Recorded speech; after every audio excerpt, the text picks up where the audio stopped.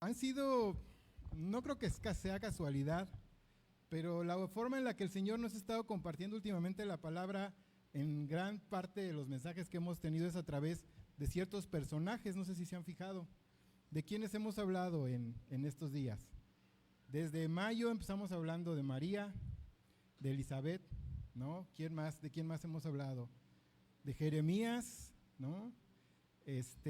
Aquel que sufrió la gran prueba, Job, también. ¿Quién más? Ese que tuvo el encuentro nocturno con Jesús.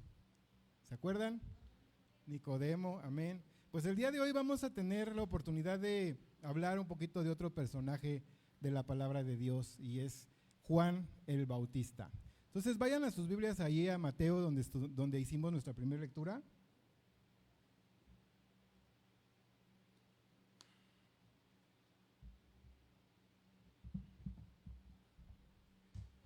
Y vamos a ver algunas cosas sobre Juan.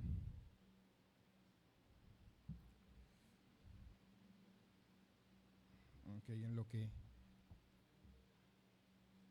prende el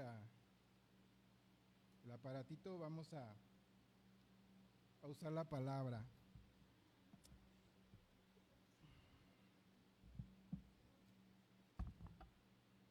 Según lo que leímos dice, en aquellos días vino Juan el Bautista predicando en el desierto de Judea y diciendo, arrepentíos porque el reino de los cielos se ha acercado. Dice el versículo 3, pues este es aquel de quien habló el profeta Isaías cuando dijo, voz del que clama en el desierto, preparad el camino del Señor y enderezad sus sendas. ¿A quién se refiere ahí, hermanos? ¿Quién es la voz que prepara en el desierto? ¿Alguna vez se lo han preguntado? Precisamente está hablando de Juan. Juan era el que venía a preparar el camino para Jesús. Juan no hizo así grandes cosas como Jesús. Tuvo su ministerio, tuvo su importancia, pero él no tomó un lugar que no le correspondía. ¿Cuántas veces hemos leído cosas sobre Juan, que sanara enfermos, que expulsara demonios? ¿Cuántas veces hemos escuchado cosas sobre Juan de ese tipo? La realidad, hermanos, es que Juan vino a hacer lo que le correspondía hacer. Y él tenía pues cierta, ¿cómo poder decir? Pues cierto respaldo, cierta cosa, porque era primo de Jesús. No era cualquier persona. A los 12 apóstoles los fue llamando, eran desconocidos, pero Juan el Bautista era su primo. Y sin embargo, en ninguna parte de la palabra vemos que él diga, pues yo soy el primo de Jesús, ¿no? Que cuando lo detuvieron, que cuando lo confrontaron, él dijera, ¿no sabes quién es mi primo? ¿No sabes de qué familia soy? Aguas, ¿no? Como esos cuando usan las palancas y esas cosas, ¿no? Que te detienen y te paran y, ¿no sabes quién es mi papá? ¿No?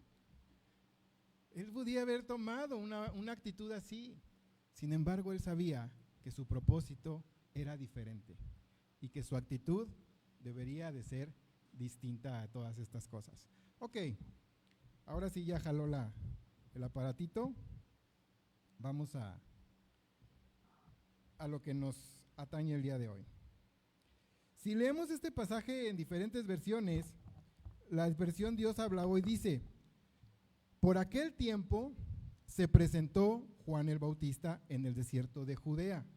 Pongamos atención a estos detalles.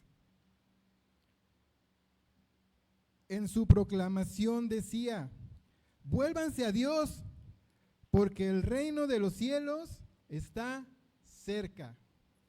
A veces cuando leemos la palabra como que se nos pierden estos signos de exclamación que le dan una idea diferente a lo que leemos.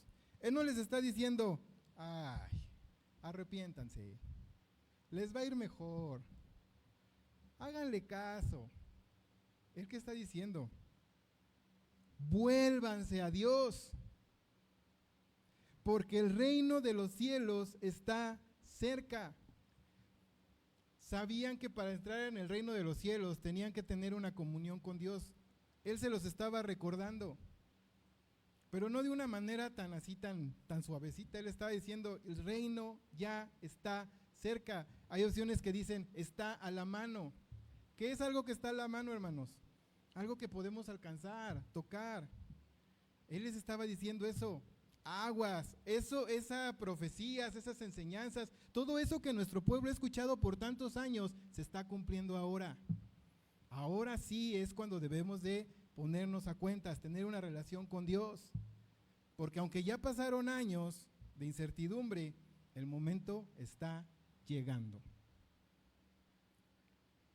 Arrepiéntete. ¿Qué quiere decir esto? Cambia tu ser interior, cambia tu vieja forma de pensar, arrepiéntete de los pecados pasados, vive tu vida de una manera que demuestre ese arrepentimiento, busca el propósito de Dios para tu vida. ¿Por qué? Porque el reino de Dios está a la mano. ¿Qué hacemos cuando nos arrepentimos, hermanos? ¿Cambiamos? O a veces nada más es como que, híjole, la regué, ¿no? Me volví a enojar con mi esposa, no volví a lavar los trastes, ¿no? Perdóname, esposa, mañana lo voy a hacer bien. Y al otro día, ay, se nos volvió a olvidar. ¿Eso es verdadero arrepentimiento? Eso es remordimiento. Eso es algo como para darle el avión y así como mantener la fiesta en paz. Pero con Dios no podemos tener esa actitud. Porque a lo mejor a la esposa también de repente dice, ay, para no pelear con voy a lavar los trastes. Pero Dios no. Dios dejó muy claras las cosas que tenemos que hacer. Y Él no va a decir, ay, yo le voy a dar chance. No, Él va a decir, aquí hay una ley, aquí hay mandamientos que se tienen que cumplir. ¿Los cumpliste? Órale. ¿No los cumpliste? La justicia se tiene que cumplir. Entonces, lo que está diciendo Juan es importante para todos nosotros. Pero vamos poquito a poquito a seguir avanzando en nuestro pasaje. ¿Quién era Juan? Juan es considerado el último de los profetas del Antiguo Testamento. Juan el Bautista era el hijo de Zacarías, el sacerdote, y su esposa Isabel, Elizabeth, como lo vimos en alguna otra ocasión.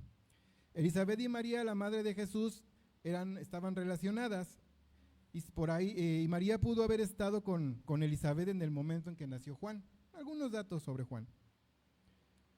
No debemos confundir a Juan el Bautista con Juan el apóstol, el que escribió los libros. Él y Santiago eran parte de los 12 discípulos, de los apóstoles. Juan el Bautista es uno de los personajes del Nuevo Testamento que guarda mayor vinculación con el Antiguo Testamento. Su figura ha sido enmarcada a lo largo de la historia como el puente que une dos tradiciones, el nexo de una unión entre la Biblia judía y los primeros escritos de la tradición cristiana. Básicamente, la unión del Antiguo Testamento con el Nuevo Testamento. Los que hemos estudiado un poquito, sabemos que muchas cosas de las que fueron profetizadas en el Antiguo Testamento se cumplieron en Jesús. Los profetas eran los que hablaban en nombre de Dios. ¿Y qué decían en aquellos días? A los pueblos, arrepiéntanse, vuélvanse. Algunos tenían propósitos específicos, como Jeremías, como ay, se me fue, el que tragó la ballena, Jonás. Tenían propósitos específicos, hermanos, que Dios les daba. Pero en ese ínter ellos proclamaban, por eso eran profetas, porque hablaban en el nombre de Dios. Sin embargo, después, el único que lo hace en el Nuevo Testamento es Juan el Bautista. ¿Por qué? Porque decía, arrepiéntanse, ya viene el Señor y está aquí el reino. Entonces, por eso es que se piensa que es esta unidad y por este puente entre los dos testamentos, y además el último de los profetas. Y buenos profetas, hermanos. Un profeta que hablaba sobre la bendición que viene cuando muramos, el reino de Dios. Ahora, Señor, hermanos, a veces vemos en internet muchos que se dicen profetas, pero profetizan puras cosas para el mundo, para la vida. Tesoros, riquezas, abundancia. ¿Y después qué? Y lo importante, ¿no dice la Biblia que no hagamos tesoros en la tierra? Y hermanos, a nosotros, a muchos nos encanta escuchar eso, o les encanta escuchar eso, porque a todos nos gusta decir que nos va a ir mejor. ¿A quién no le gusta escuchar? Vas a tener riquezas, vas a tener mejores cosas, vas a recibir en abundancia. Pues es algo que como seres humanos decimos, ay, qué padre, ¿no? Ya no voy a batallar, a lo mejor hasta me puedo de salir del trabajo, ya no tengo que volver a trabajar, ¿no? Somos medio flojos a veces. Pero no es lo que los profetas o lo que Dios quiere que escuchemos, hermanos. Lo que Dios quiere que escuchemos es que nos preparemos para su segunda venida, para cuando Él venga, estemos listos. No importa si es en la abundancia o en la escasez, hermanos, pero que nuestro corazón esté listo para recibirlo y encontrarnos con Él. Amén. Entonces en el versículo 2, en la parte A, dice, arrepiéntanse. Esta palabra arrepentíos o arrepiéntanse viene de una palabra en griego que es metanoeo. ¿Y qué significa? Sufrir un cambio de estado de ánimo y sentimiento. Arrepentirse, hacer un cambio de principio y práctica, reformar algo. O sea, cambiar lo que hacemos, lo que pensamos, lo que decimos. Eso es arrepentirse. Si yo sé y que yo pequé, para yo haber podido dejar un vicio, ¿qué fue lo que Dios primero cambió en mí? Mi corazón, mi necesidad de eso, lo que me dejaba. ¿Por qué llegamos a las drogas, a los vicios? En mi caso, por aceptación, hermanos. Yo quería ser aceptado por los cuates, por los que yo pensaba que eran los buenos, los que sobresalían, los que tenían muchas novias, los que tenían dinero. Y te dicen, pues te comparten, ¿no? Mira, ahí está la droga.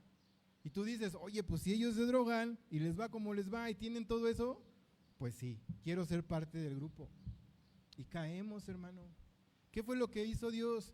Decirme, tú no necesitas que te acepte nadie porque antes que nadie yo ya te acepté a ti. Como eres, con tus defectos, con tus luchas, así te amo y así te acepto. No necesitas que nadie más te acepte. Eso no lo profetizan los que hablan de abundancia, hermanos, sino los que hablan del amor de Dios. Y suficiente. Cambia la mente. Ya no necesito agradarle a nadie porque le agrado a Dios. Y con que Él me ame, para mí es suficiente. Es un cambio de mentalidad. Pensar diferente. Reconsiderar las decisiones que hago. Si yo engaño a mi esposa, reconsidero ya no hacerlo. Y le digo a Dios, Señor, yo ya no lo quiero hacer. Fortaléceme, ayúdame. Y evito todas las cosas que me puedan llevar a eso. Ya no me quedo a solas con mujeres. Ya no les escribo. Corto con esas cosas. Porque eso es lo que me va a mantener con una mentalidad diferente. Si me arrepiento un día de ver pornografía y al otro día empiezo otra vez a ver a las muchachas en bikini, a lo mejor, es que eso no es pornografía. No, pero ¿a dónde te lleva? ¿A qué cosas te lleva? Todo empieza así, hermanos. Por eso es un arrepentimiento, un cambio en la forma de pensar. Y es lo que está diciendo Juan. Arrepiéntanse, cambien su vida. Ese pecado se va, esa mentalidad se va. Ya no lo tienes que cargar porque ya lo cargó Él, ya lo quitó Él de ti. Ahora vive en dignidad, en agradecimiento por ese sacrificio, por esa libertad que Él te dio a través de su muerte, que Él nos dio a todos. Aquí vamos a ver algo muy importante e interesante sobre la cuestión del bautizo de Juan. El bautizo es un acontecimiento que sí, de alguna manera es ritual, pero es muy importante. Porque al bautizarnos, al bajar a las aguas, hermanos, estamos declarando que ya no somos aquel que éramos. Que gracias a Cristo ahora soy diferente y que me quiero mantener en esa actitud por el resto de mis días, que quiero dar testimonio de Él a los que no lo conocen, que quiero dar testimonio de los cambios que he hecho en mi vida a través de conocerlo y mi relación con Él. El bautismo de Juan consistía en la inmersión en las aguas del río Jordán.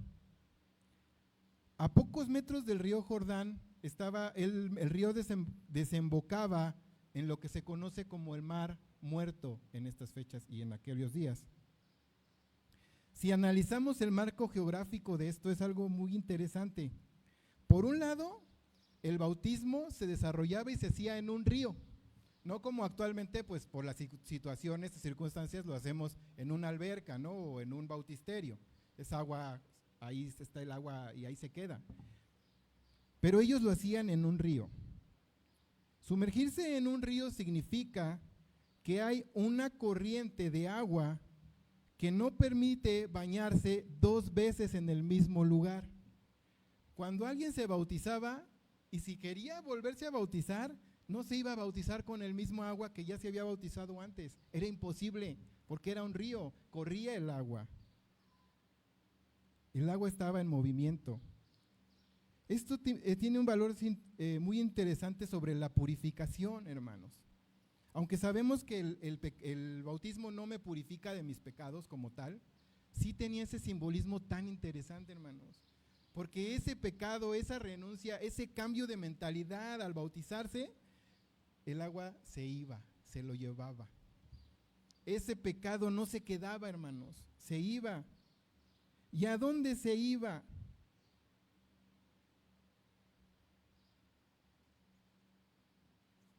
Al mar muerto, hermanos.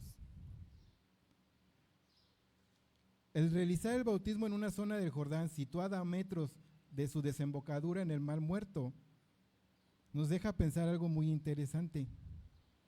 La naturaleza del lugar y las características de la zona hacen que cualquier especie con vida muera en ese lugar, en ese mar muerto. Por eso se llama mar muerto, porque nada sobrevive en esa agua. La densidad y el grado de salinidad que contiene el mar muerto, o sea, tanta sal que tiene, no permite que haya vida en esas aguas. Entonces, el bautismo realizado a pocos metros de ese lugar llevaba esa suciedad o ese pecado simbólicamente a ese lugar donde todo era muerte, hermanos. Ese pecado ya no regresaba al que se bautizaba. Era quitado de él y no había manera de que regresara a él. Más bien pareciera que a veces los que regresaban al mar muerto a nadar en su pecado éramos nosotros, ¿no? Los bautizados. Porque Dios ya ha purificado a nosotros, a cada uno de nosotros. Cuando nosotros nos acercamos a Él y le decimos, yo quiero que seas mi Señor, yo quiero que me perdones de mis pecados, y aceptamos ese perdón y vivimos libres de ese perdón, con nuestras luchas, pero teniendo la certeza de ese perdón.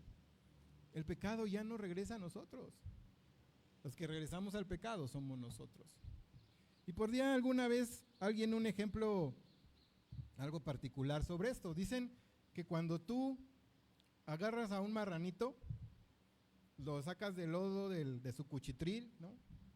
De su chiquero, y lo lavas, lo dejas bien limpiecito, su jabón, sus dientes, sus patitas, todo, su rabito ese así que tiene, y lo sueltas, lo primero que va a hacer es irse a revolcar al lodo otra vez. Pero dicen que cuando lavas un borreguito, una ovejita, y la limpian, y la trasquila el pastor, y la cuida, le lava igual sus dientecitos, todo, las ovejas sí se tratan de mantener limpias. Esa es la diferencia, hermanos. ¿Qué somos nosotros? ¿Ovejas o cochinos? Bueno, puerquitos, marranitos. Mateo 3:7, vamos ahí en su Biblia.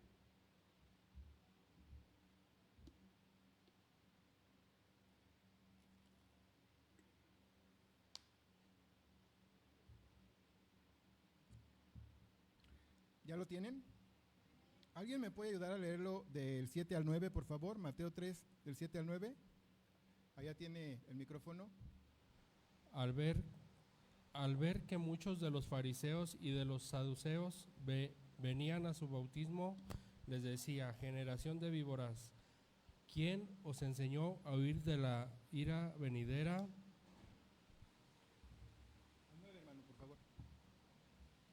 Haced pues frutos dignos de arrepentimiento, y no penséis decir dentro de vosotros mismos: a Abraham tenemos por padre, porque yo os digo que Dios puede levantar hijos a Abraham aún de estas piedras. Amén, amén. Gracias, hermano Chuy.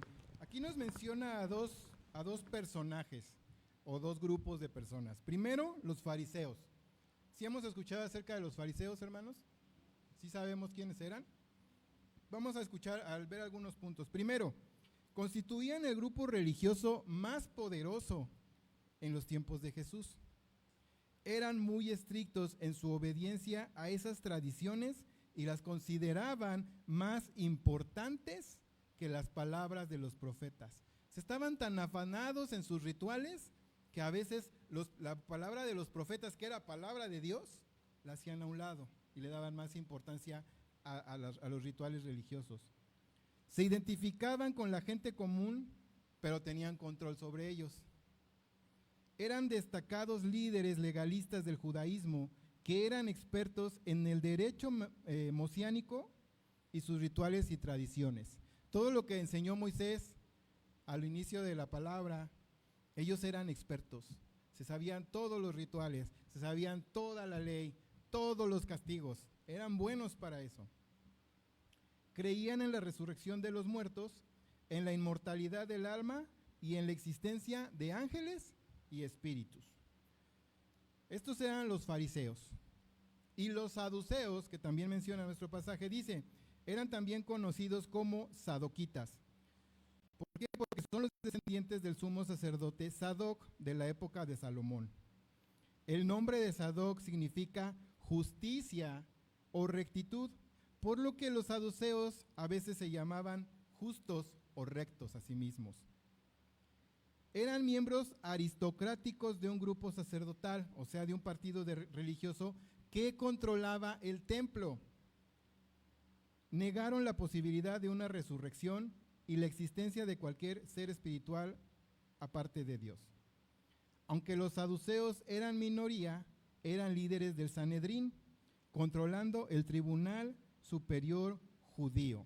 Aquí tenemos estos dos grupos religiosos, con poder, con autoridad. Pareciera que los saduceos hasta con más autoridad, porque los fariseos estaban en el templo, eran parte de los que servían en el templo, pero los saduceos eran los líderes, eran los que tenían poder adquisitivo. Sin embargo, vemos que entre ellos había diferencias en cuanto a sus doctrinas. Unos creían en la resurrección y otros no. Unos creían en los seres espirituales y otros no. Y eran dentro del mismo grupo y tenían estas diferencias. Y entonces, si nosotros bajamos esto a nuestro tiempo, a lo que somos aquí, pueden decir, bueno, hermano, pero pues esto entonces es para los líderes de la iglesia. Usted, a ver ahí qué le está diciendo usted el Señor, ¿no? A los coordinadores, a ver, pónganse a escuchar lo que les está diciendo Dios. Esto no es para mí. Sin embargo, tenemos que entender algo sobre estos grupos también. En el caso de los fariseos, ellos le daban más importancia a las tradiciones. Ellos controlaban a las personas con las que supuestamente se identificaban. Es como esos que dicen, ay, sí, yo te entiendo y todo, pero nada más están usando eso para manipularlos, para acercarlos a ellos mismos, como los políticos, que van y te dan el avión y te dicen que te van a dar lo que necesitas, pero a la hora de la hora nada más es, ya que votas, se acabó. Como esos líderes en las iglesias, hermanos, que mientras hagas lo que yo diga, mientras me obedezcas, mientras me aportes, me siembres, eres mi amigo. ¿Qué quieres hacer en la iglesia? ¿Qué ministerio te gusta? Hay para escoger. Pero cuando te rebelas, cuando vienes y dices, pastor, eso no es realidad, lo que la Biblia dice no es eso, ¿y saben qué? Ese hermano anda en adulterio. Ese hermano anda en pecado. Aguas, que no se junten sus hijos con sus hijos de ustedes porque, híjole, aguas. Y empieza a haber divisiones, manipulaciones. Así eran los fariseos, eran legalistas. Hermano, hoy hay cena del Señor, tienes que venir de blanco. Caray, pues entonces nadie toma, ¿no? Ay, pues no. Hermano, no has dado ofrenda, no puedes tomar la cena del Señor. No puedo orar por ti. Hermano, es que hoy en el programa se adelantaron y cambiaron una cosa del culto y siempre se hace así. Eso es legalismo. Las hermanas no pueden usar pantalón. Es legalismo. Porque el que nos da el decoro es el Espíritu Santo. Eso es legalismo. Leyes que no están dadas por Dios, o manipular las leyes dadas por Dios en base a un deseo personal. Los saduceos tenían un control equivocado del templo, según a su conveniencia. Eran incrédulos, a pesar de ser los que tenían más autoridad y poder. Y controlaban el tribunal. Así como ahora Morena, ¿no? Controlaban todos. Me va a regañar mi esposa, pero bueno. Tal vez no tengamos nosotros que ver con ese liderazgo aquí en la iglesia, hermanos. Pero yo te puedo apostar que de alguna manera a todos en alguna situación nos gusta tener el control, como estos grupos. Nos gusta tener el control de lo que está pasando, de lo que pasa en la iglesia, de quién es quién y quién va a estar en qué lugar. ¿Qué dice Efesios 4 del 11 al 13? Y él mismo constituyó a unos apóstoles, a otros profetas, a otros evangelistas, a otros pastores y maestros, a fin de perfeccionar a los santos para la obra del ministerio, para la edificación del cuerpo de Cristo, no para que los manipulen o los usen, hasta que todos lleguemos a la unidad de la fe y del conocimiento de ¿quién? Del Hijo de Dios. ¿El conocimiento de quién? A un varón perfecto, a la medida de la estatura, de la plenitud de Cristo, hermanos. Dios quiere que todos tomemos el lugar que nos corresponde. ¿Qué es lo que estamos ahorita tratando de hacer como pastor, con los ministerios? Es eso, hermanos, equiparlos, enseñarles, ayudarles a encontrar el lugar que el Señor tiene para cada uno de ustedes aquí, para cumplir su ministerio, el llamado que Dios tiene para ustedes, para desarrollar aquí sus dones y sus talentos. Porque todos tenemos que servir aquí, hermanos. Tengas poquito o tengas mucho.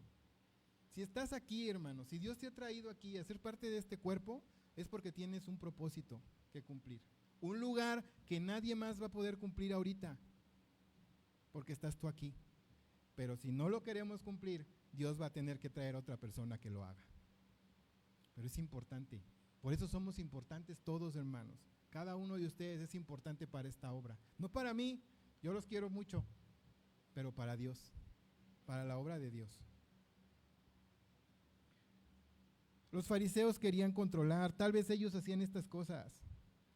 Controlaban las finanzas, controlaban lo que se usaba. ¿Cuántos de nosotros, hermanos, no deseamos tener el control sobre las necesidades que tenemos? Sobre las finanzas, sobre la salud, sobre tu familia y sobre todo en la forma en la que tenemos cierta autoridad.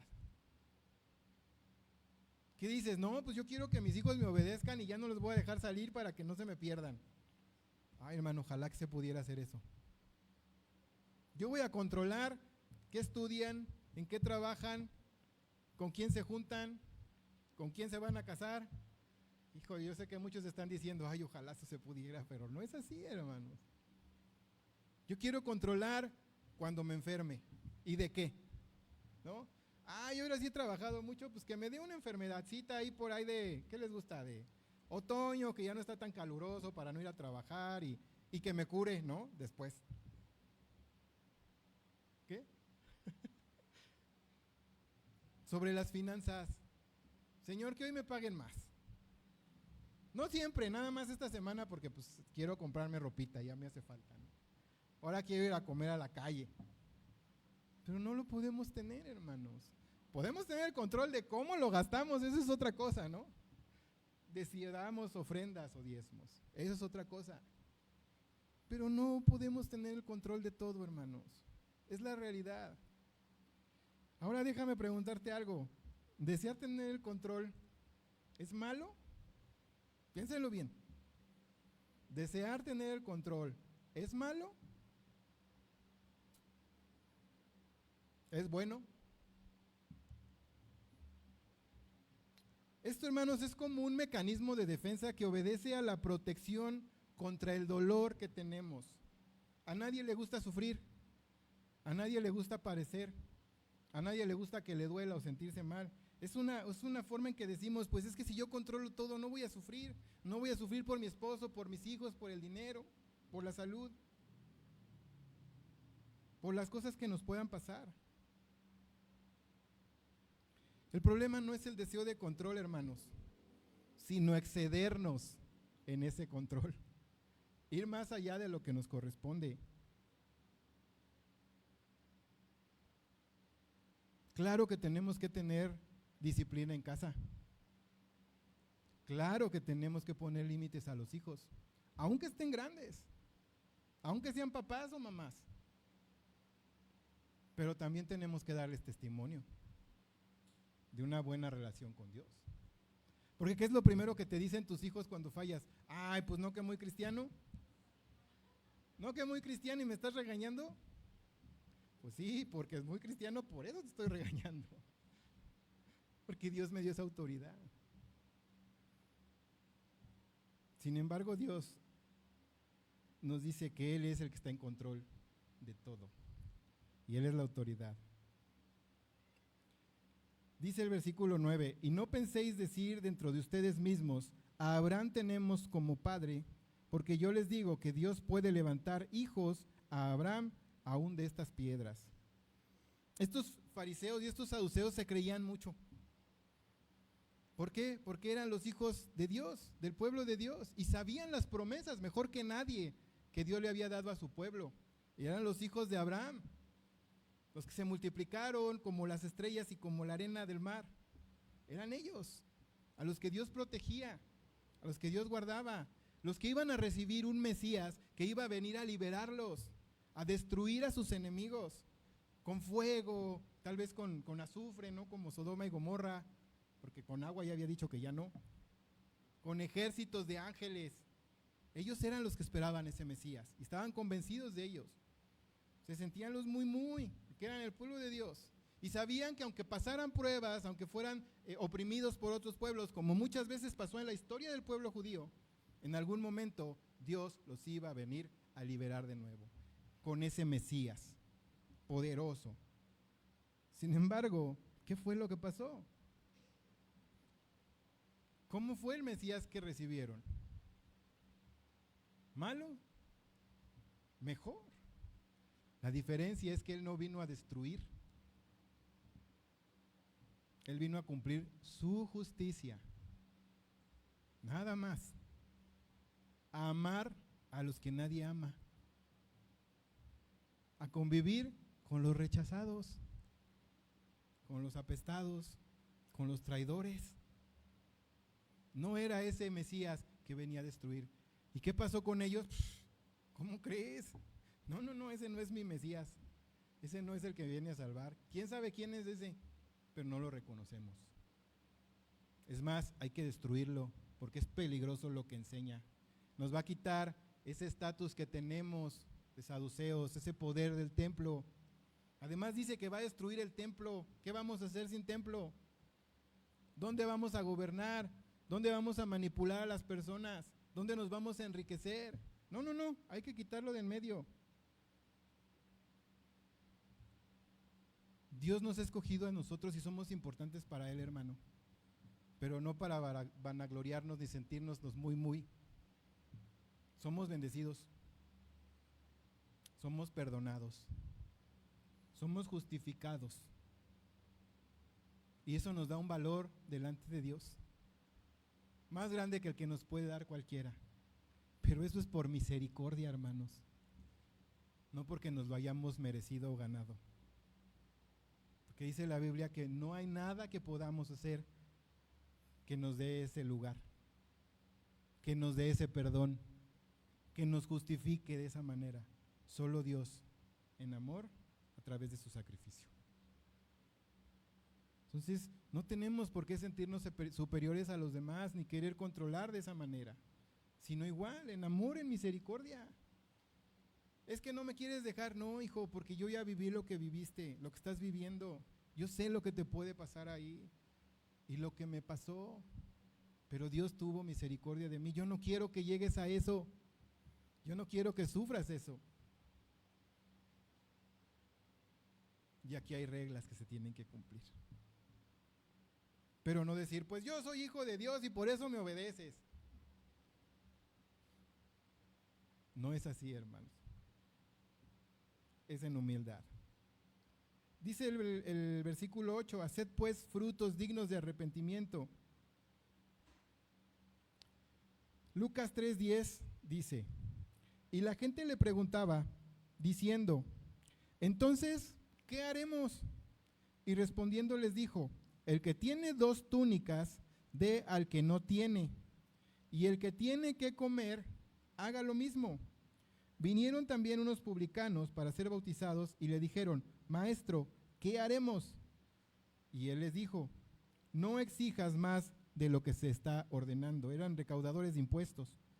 También le preguntaron unos soldados, ¿y nosotros qué haremos? Y les dijo, no hagan extorsión a nadie, ni calumnien, y contentaos con su salario. Está hablando de los soldados de aquel tiempo, no de los policías y los que tenemos hoy aquí. No extorsiones a nadie, no des falso testimonio, conténtate con lo que tiene.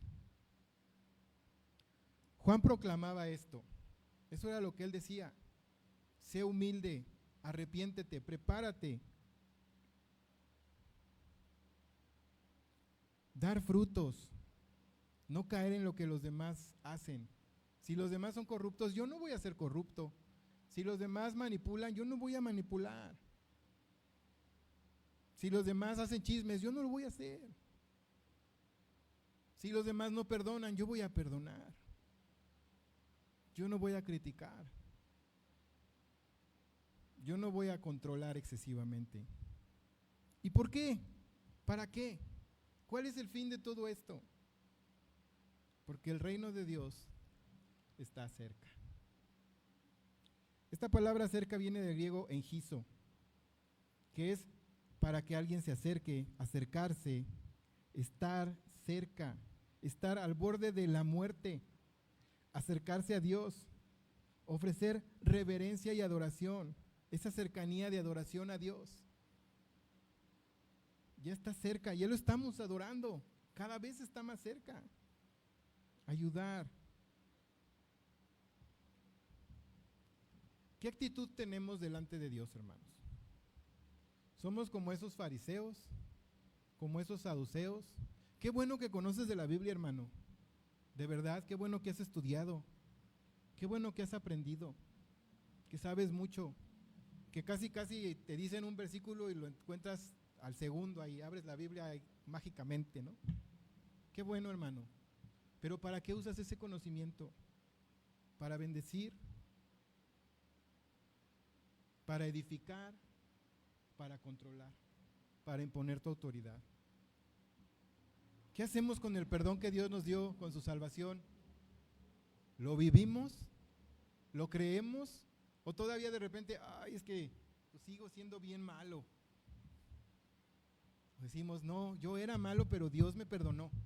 Y sí, puedo caer, pero Él me ayuda a salir, Él me saca. En mis dudas, así como a Pedro en el mar, viene y me saca. Dejar de hacerle caso a esas voces del diablo que te dice, es que tú eras el peor, es que tú eras el más malo, el que en la calle todos le tenían miedo, porque aguas, ahí viene aquel, ¿no? El que no podía llegar a su casa porque su esposa y sus hijos se encerraban para no verlo, porque quién sabe cómo les iba a ir. Ya no soy ese, ya no somos esos, hermanos, somos libres. Amén. ¿Qué hacemos con esa libertad? ¿Lo compartimos a otros? ¿Ayudamos a otros? ¿Llevamos las cargas de otros? ¿O nada más nos las pasamos juzgando y criticando a los demás? Yo no sé, hermano, en qué actitud estamos. Yo no sé qué estamos haciendo. El Señor, no sé si se han fijado, nos está llevando a compartir, hermano. Los mensajes que hemos tenido es a compartir, a llevar su mensaje. Ya lo vimos hace 8 días, no necesariamente se trata de ir puerta en puerta, es tu testimonio, es tu actitud, es que la gente vea eso, que puedas decir, como yo he escuchado a algunos hermanos, tú me conociste y tú sabes cómo era, pero ve lo que Dios hizo en mí. Y no es para vanagloria de ellos, hermano, es testimonio de lo que Dios hace. Y van a llegar, se van a añadir. Hay que pensar, hermanos, en los demás. ¿Por qué la gente es como es? ¿Por qué se comportan como son? Antes de juzgar y criticar. Vemos gente aquí que no sabemos cómo fue su niñez, cómo los trataron sus mismos padres, sus hermanos. En su casa, antes de conocer a Cristo, cómo los trataba su esposo, su esposa, sus papás.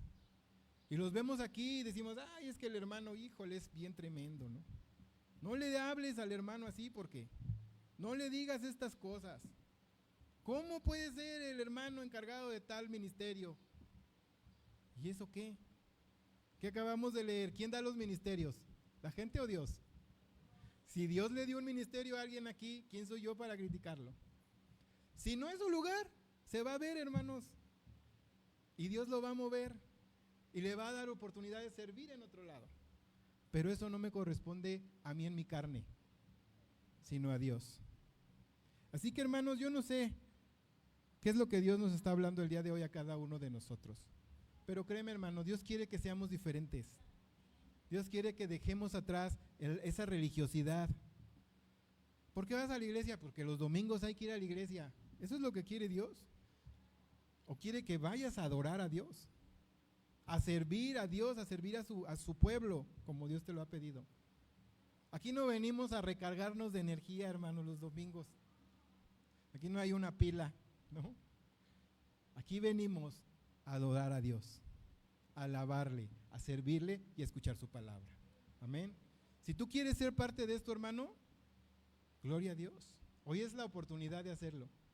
Si tú nunca has sentido esa pertenencia a ese lugar y hoy Dios te está hablando a que te integres, a que vengas, aquí estamos, hermanos. Acércate a nosotros, acércate a mí, a mi hermana Delia, mi hermano Chuy, mi hermano Miguel. Diles, yo quiero servir, ¿qué hago? Yo quiero ser parte de esto. Si tu hermano nunca, hoy los que estamos aquí, nunca hemos recibido a Cristo como Salvador, no le hemos dicho, Señor, yo quiero que entres en mi mente, en mi corazón, que seas el dueño de mi vida y lo quieres hacer hoy, hoy es el día. Hoy es esa oportunidad. Ya muchos lo hicimos y estamos hoy aquí. Pero si sabes, hermano, que de repente hemos caído en estas situaciones que Dios nos acaba de mencionar, hemos juzgado a los demás, hemos lastimado a alguien en un chisme, le hemos dado más importancia al dinero, a mi propia opinión sobre la de Dios, pues creo que hoy es tiempo de pedirle perdón y ponernos a cuenta con Él. Entonces vamos a orar, ¿qué les parece? Vamos a darle gracias a Dios por recordarnos que tenemos la oportunidad hoy de volver a hacer las cosas bien, de dejar atrás esas cargas y esos pensamientos que no me corresponden y ponerlos en sus manos. Amén. Y si hemos fallado y no nos queremos arrepentir, es el momento, hermanos. Vamos a orar, pónganse de pie.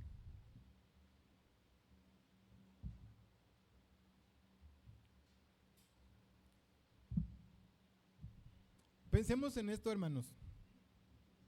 Es importante que nosotros nos alimentemos de la palabra. Esto que recibimos hoy fue alimento espiritual. Pero también en la semana hay que hacerlo, hermanos. Hay que tener la disciplina de leer nuestra palabra todos los días, de orar con el Señor. Si nosotros comemos una vez a la semana, ¿qué nos pasa, hermanos? Yo ni horas, hermanos. Yo ahorita ya tengo hambre. Y ya siento que me desmayo, ¿no? Nos desnutrimos, ¿no? Nos enfermamos. ¿Qué pasa si nada más nos alimentamos de la palabra el domingo? Lo mismo, nuestro espíritu no crece, tiene hambre. Y el alimento sano que recibimos en la palabra no nos lo va a dar en otra cosa. Y por eso de repente comemos comida chatarra, ¿no? Ay, tengo hambre, vamos a los tacos, las hamburguesas, ¿qué más? Las pizzas. ¿Eso nos nutre? No, nos quita el hambre, pero no nos nutre. El alimento espiritual que nutre es la palabra de Dios. Todos los días nos debemos de nutrir, de alimentar, para no estar hambrientos ni enfermos. Vamos a orar. Amado Padre, en esta tarde te damos gracias, Señor, porque eres bueno, Padre. Eres bueno y nos amas. A pesar de lo que somos, a pesar de nuestras fallas, a pesar de nuestros errores, a pesar de haber lastimado a los demás o a nosotros mismos a través de cosas contra nuestro cuerpo, contra nuestra mente, contra nuestra integridad, a pesar de todo eso tú nos amas y tú nos has dado perdón de todas esas cosas, Padre. Ahora yo te pido que nos enseñes a vivir en esa libertad y en ese perdón, que cuando venga, Señor, el enemigo a tratar de desequilibrarme, de recordarme lo que era, tú, Santo Espíritu, vengas y me digas, pero ya no eres ese, porque nueva criatura eres gracias al amor de Dios. Danos esa seguridad, Señor, esa convicción de que somos tus hijos, de que tú nos salvaste, de que tú nos perdonaste y de que tú tienes un lugar para cada uno de nosotros. Te pido que nos perdones, Señor, si hemos fallado, si hemos lastimado, si te hemos fallado a ti, Señor. Y ayúdanos, Padre, para poder fortalecernos en todas esas cosas, Señor. Que recordemos, Padre, que con cada tentación viene la salida. Con cada prueba viene la respuesta, Padre.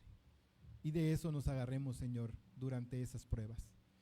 Bendice, Señor, a mis hermanos. Señor, tú sabes, Padre, cuáles son sus luchas, sus necesidades. Yo te pido, Dios, que las tomes en cuenta, que se haga tu voluntad en cada una de ellas, Señor. Que aún, Señor, en situaciones o en maneras que no hemos pensado, aún así, Señor, podamos ver tu mano y darte las gracias, Señor, porque se haga tu voluntad en cada una de ellas. Gracias por las familias que están hoy aquí representadas. Manifiéstate en los hogares, muévete ahí, Señor. Echa fuera de los hogares de mis hermanos toda situación y toda cosa que no te agrade, Señor. Trae luz y libertad a esas casas, pero sobre todo paz. Y a mis hermanos, Señor, que son padres, dales esa autoridad. Dales esa sabiduría para guiar como cabeza a sus familias. A las esposas también dale, Señor, ese discernimiento, ese respeto a esa autoridad que tú les has dado, Señor, como cabeza.